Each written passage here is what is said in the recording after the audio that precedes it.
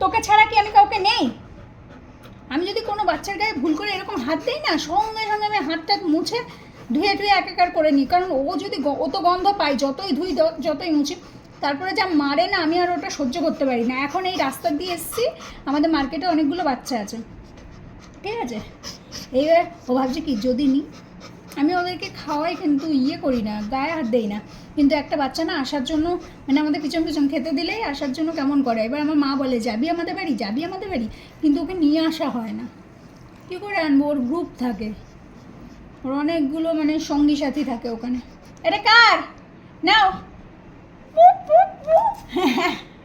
এই তো ওরে বাবা রে, ও মা, আমার দাঁত মাত সব ফেলাই দিল, ফেলাই দিল, তোমাদের তোজো আমার দাঁত ফেলাই দিল। এনে কি রে, তুই কোথার দিয়ে এসেছিলি জানিস? তোকে তোজো ছোট দিদি এনে দিয়েছিল, ছোট দিদি। এইবার কেমন পাগল মেয়ে আমার।